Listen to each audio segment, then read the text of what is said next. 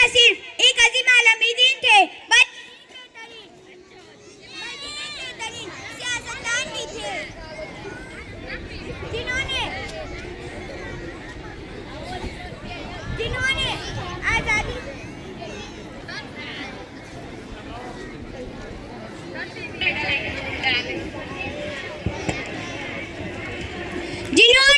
आजादी के लिए अपनी जिंदगी वक्फ कर दी। इसी तरह खान अब्दुल गफ्फार खान, जिन्हें सरहदी गांधी कहा जाता है, जिन्हें अदम तशद्दुद के उसूलों पर अमल करते हुए आज़ादी की तहरीक में अहम किरदार अदा किया।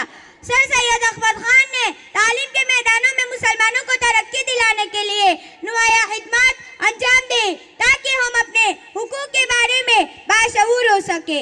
इसके अलावा डॉक्टर मुख्तार अंसारी ने, हकीम अजमल खान और बहादुर शाह जफर जैसे रहनुमाओं ने भी आज़ादी की तहरीक में अपना भरपूर किरदार अदा किया।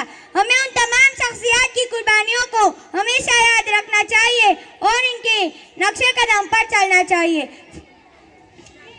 हमें इस दिन याद करना चाहिए कि हम अपने मुल्क की तरक्की के लिए मेहनत करेंगे, इत्तेहाद, भाईचारे और हुब्बुल वतनी को फरोग देंगे।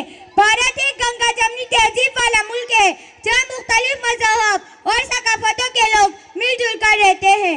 हमें इस इत्तेहाद को मजबूत बनाना है और अपने मुल्क को मज़ीद तरक्की पर ले जाना है।